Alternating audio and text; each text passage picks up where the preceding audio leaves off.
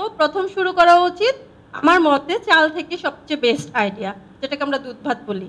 হ্যাঁ, তেলটা যেহেতু আমাদের তখন 6 মাসের পর থেকে একটু কম শরীরে থাকে, তো এটা সাপ্লিমেন্ট আকারে ওটা দিয়ে দিতে হচ্ছে তেলটা। লবণ টবণ না, অন্য কিছুই না।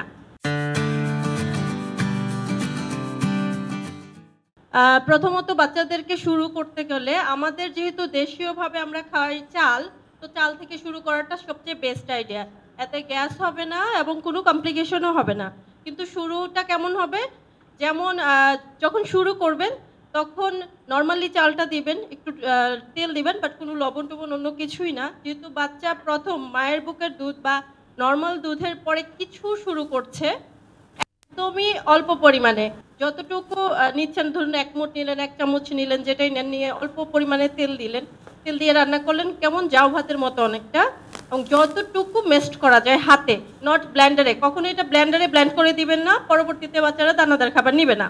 তো যতটুকু হাতে মেস্ট করা যায়, মেস্ট করে সেটার মধ্যে মায়ের বুকের দুধ বা আপনি যে দুধটা তাকে কন্টিনিউ করছেন সেটা একটু মিশিয়ে, নাহলে অপরিচিত একটা জিনিস সে কেন নেবে। তো তখন কতটুকু দিবেন, 4 চামচ 4 ভাগের 1 ভাগ, অল্প একটু দিয়ে দেখবেন যে শেষ। আরও খেতে চাইলেও দিবেন না, দেখবেন যে সে নেয় কিনা, বমি করে কিনা, তার গাটটা অ্যাবজর্ব করছে কিনা, গ্যাস ফর্ম হয় কিনা, কারণ সেটাও তো তার জন্য আননোন। তখন তাদের গাটটা খুবই নরম থাকে, তো এটা গ্যাস ফর্ম হতে পারে। তো আগে চাল থেকে শুরু করাটা বেস্ট আইডিয়া।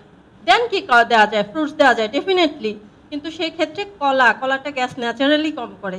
আপেল বা আদার্স কোনো ইয়াতে যাওয়া যাবে না। হ্যাঁ, আলু যদি দিতে চান তাহলে বেস্ট হলো মিষ্টি আলু, নট নর্মাল আলু, কিন্তু সেটাও কি প্রাথমিক অবস্থায় দিতে গেলে চাল বেস্ট।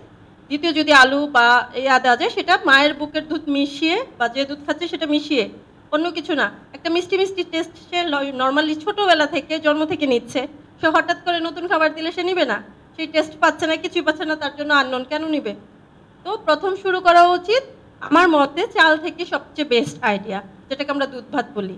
হ্যাঁ, তেলটা যেহেতু আমাদের তখন 6 মাসের পর থেকে একটু কম শরীরে থাকে, তো এটা সাপ্লিমেন্ট আকারে ওটা দিয়ে দিতে হচ্ছে তেলটা।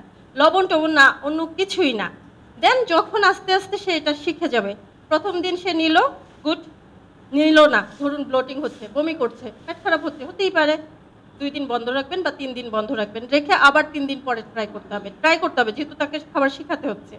আর যদি নিয়ে নেয়, সেকেন্ড ডে আবার অল্প, থার্ড ডেতে গিয়ে আরেকটু বেশি, ফোর্থ ডেতে গিয়ে 2 বার, তখন কিন্তু একবার চলছে, ফোর্থ ডেতে গিয়ে 2 বার বা ফিফথ ডেতে, দেন আস্তে আস্তে একটু বাড়ানো। যখন সে সেটা নিয়ে নিল, দেন আরেকটা এক্সট্রা করে অ্যাড করা, যেমন চালের পানি হতে পারে, মাছ হতে পারে, অথবা আমরা যেটা খিচুড়ি বলি, আস্তে আস্তে কিছু কিছু অ্যাড করা।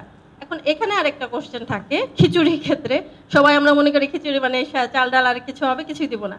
বাচ্চা অনেক সময় লবণও দিই না, দেখি কিছুই খেতে চায় না, তারা টেস্ট এখন বুঝে, এখন বাচ্চারা অনেক চালাক। তখন তাকে প্রয়োজনে মিষ্টি করার জন্য ওখানেও দুধ দিতে পারছেন, বা একটু খেজুর অ্যাড করে দিতে পারছেন। এমন কোনো কথা নেই যে খেজুর দেওয়া যাবে না খিচুড়িতে। হলুদ দেওয়াটা ম্যাগনেটরি না, বাট চাইলে কেউ দিতে পারে, লবণটা না টাচ করাটা বেস্ট আইডিয়া। আমাদের এখানে চাইল্ড ডায়েটিশিয়ান মুনিরা আনসার ঠিক আছে, বা আরো কিছু অ্যাড করতে পারো? এটা হচ্ছে স্টার্চি বা স্ট্যাপেল, মানে যে দেশের যেই খাবারটা প্রধান হিসাবে ব্যবহার করা হয় সেইটা ব্যবহার করা হয়।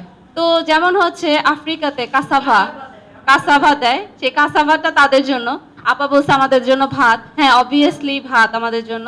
তো কিছু কিছু বাচ্চা এই যে হঠাৎ করে নিয়ে আসে, বলে যে আমার বাচ্চা ভাত খেতেই চায় না। হ্যাঁ, কারণ হচ্ছে তারা গমের সুজি দিয়ে স্টার্ট করে। তাই আপনি যদি চালের সুজি বা ভাতটাকে দিয়ে শুরু করেন, তাহলে আপনার বেস্ট উইনিং প্র্যাকটিস হবে আমাদের দেশের জন্য। যেমন হচ্ছে বাহিরের দেশে, যেমন ইউএসএ ইউকেতে, ওরা গমের খাবার খাওয়ায়, নুডলস খাওয়ায়, সেগুলো কিন্তু প্রথমে শুরু করে, বিকজ ওটা ওদের স্ট্যাপেল।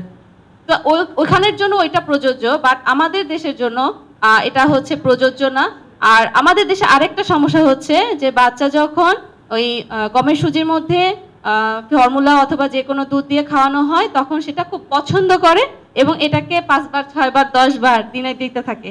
তো এই ব্যাপারটাও স্টাপেলে উইনিং এর ক্ষেত্রে প্র্যাকটিস করা যাবে না। একটা খাবার দিনে একবার, এবং তারপরে আস্তে আস্তে সেটা ফ্রিকোয়েন্সি বাড়াতে হবে।